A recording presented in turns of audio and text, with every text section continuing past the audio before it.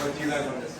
Aloha Malamupono. We're here with Grandmaster Nick, with Marc from Germany, and with Sibak Gwen, getting ready to do some Kajukenbo. Okay, so cross. Okay. 4, 2,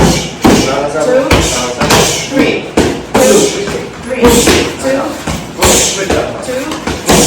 1. Okay, so now we're here with Grandmaster Nick. We're going to work on a 12-count pad drill. So how this goes, think in pairs.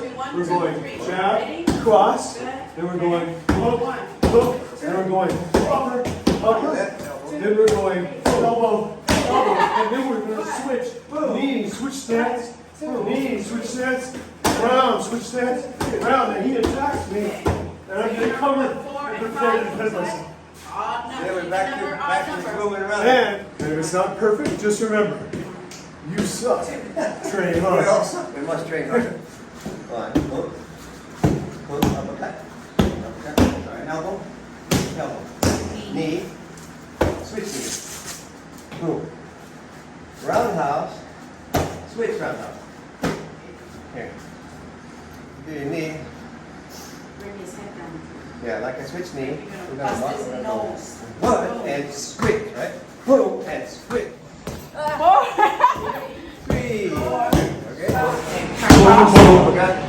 Boom, boom. Elbow. Ready? 1, Okay, a little faster. 3, 4, 5. Good job, because you think I'm going to move this up because it's going to be an even It's always number. good when your pad holder meets you halfway, right? 1, 2, It's always a good drill for me as a holder to listen to the workout as you do it. so it doesn't matter. Remember, no matter how much you practice, this is probably true. You suck. Train hard. And always stomp the groin. You do 4. Every stomp. And resell. 4. And wear your cup. This is Kajukenbo.